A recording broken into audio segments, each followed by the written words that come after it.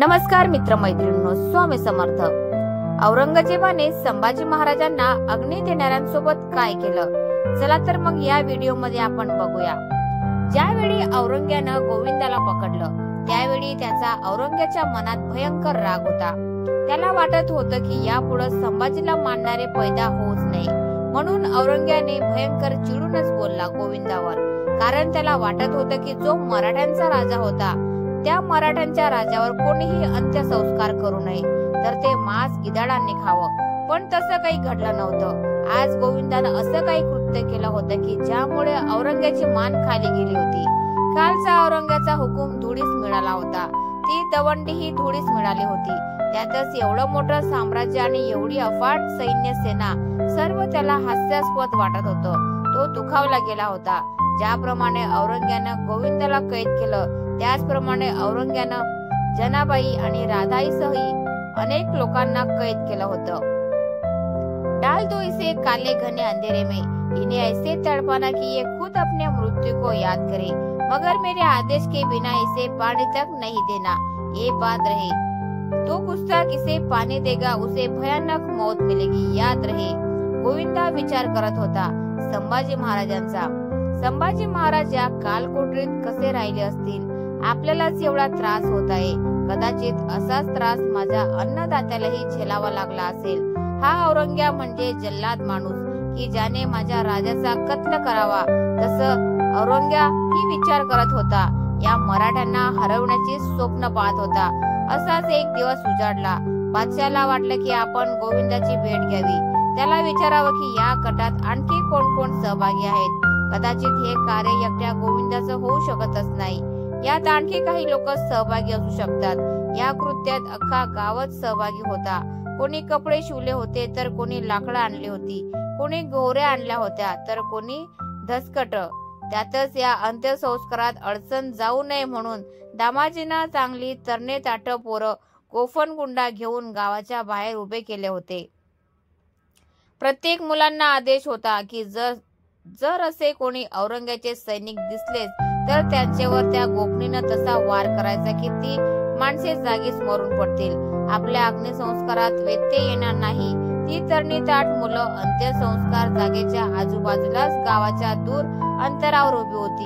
त्यातच अगदी पहाटेपर्यंत अंत्यसंस्काराचा कार्यक्रम आटोपला, परंतु प्रेत लवकर जळलं नव्हतं। काही शरीराचा भाग अजूनही शिल्लक होता। आता काय करावे असा प्रश्न दामाजीला पडला। त्यातच दामाजीनं गोरखनाथाला विचारलं की जर हे पेटतं शव विझवून त्याला जमिनीत पुरलं तर काही अंत्यसंस्कारात बाधा तर उत्पन्न होणार नाही, कारण जर तांबडं फुटलंच आणि मुघल सैनिकांना यांची चाहूल लागलीच तर आपलं काही खैर नाही। शेवटी नाथांना सांगितलं की असं काहीही होणार नाही, तुम्ही निश्चिंत असा। शेवटी एक ताबडतोब खड्डा खणण्यात आला व त्यात संभाजी राजाचा अर्धवट जळालेला मृतदेह पुरण्यात आला। नाथानं सांगितलं की असं काहीच होणार नाही। त्याचं कारण म्हणजे आपण हे शरीर बेवारस सोडत नाही आहोत, तर त्याची यथोचित संस्कार केले आहे। पुन्हा औरंग्या त्या अंधाऱ्या काल कोठडीकडे आला।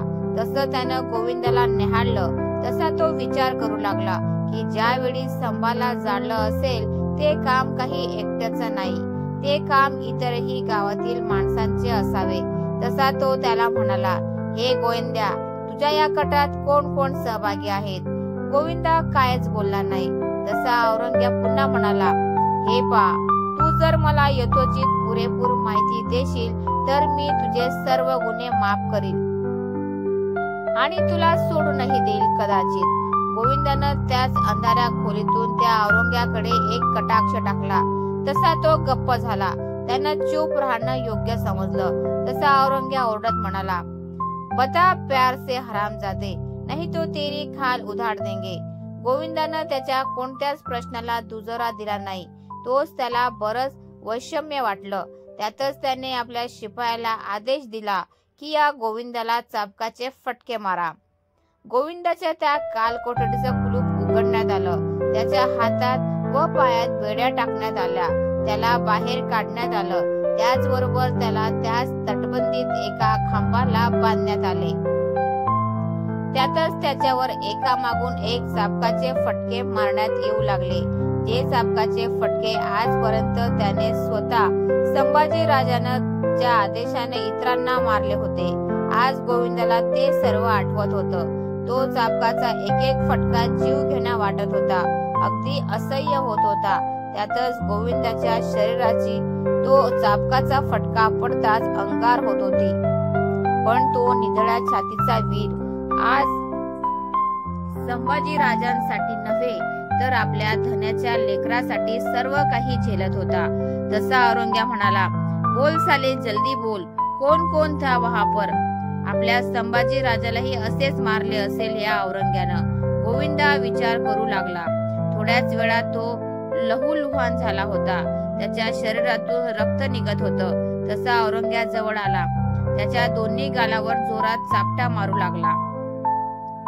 तसे त्यानं दोन्ही गाल आपल्या हाताच्या चिमटीत पकडून तो म्हणाला, गोविंद्या, तुझे पता नाही होगा, तुझ्या या कटात कोण सहभागी होता?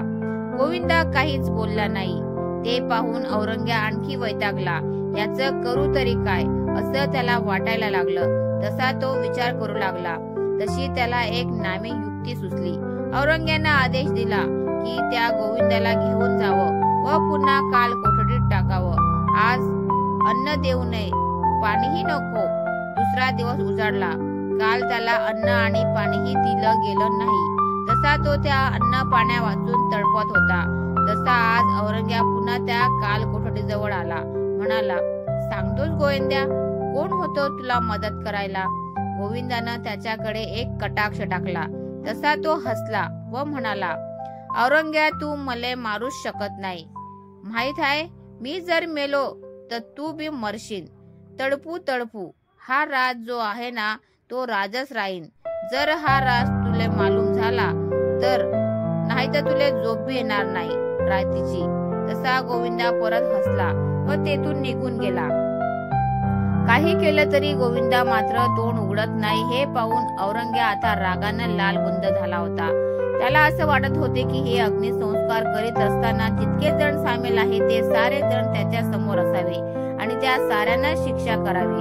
कारण ज्यांनी आपली आज्ञा मोडली आहे त्यांना शिक्षाही झालीच पाहिजे. थोडा वेळ विचार करताच त्याला वाटलं की कदाचित गोविंदा त्याला आपला राज सांगेल, काही दिवसांना सांगेल. पण त्याचा जर अन्न पाण्याविना जीव जर गेला तर हा राजच राहील कायमचा दफन होऊन. त्यामुळे त्याला जिवंत राहणं भाग आहे. शेवटी उपाय नसल्यानं बादशाहनं गोविंदाला काही दिवस का असेना जिवंत ठेवण्यासाठी शिपायाला बोलावून त्या काल कोठडीत अन्न आणि पाणी पाठवण्याची व्यवस्था केली.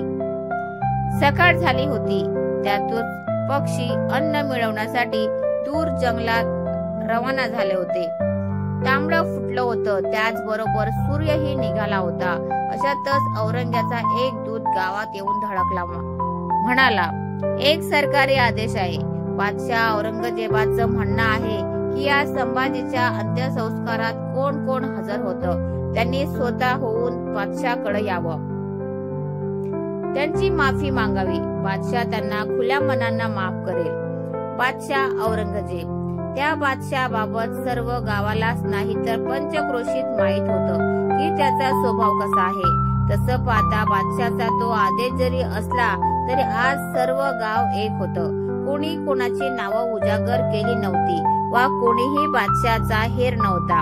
सर्वांनी एकत्र येऊन संभाजी राजाच्या अंत्यसंस्काराला मदत केली होती. त्यातच आता ते शिपाई येत, दोन गोष्टी बोलत आणि निघून जात, पण कोणीही त्यांना कोणत्याही प्रकारची माहिती देत नव्हते वा त्या कटाबाबत कोणीही सांगत नव्हतं.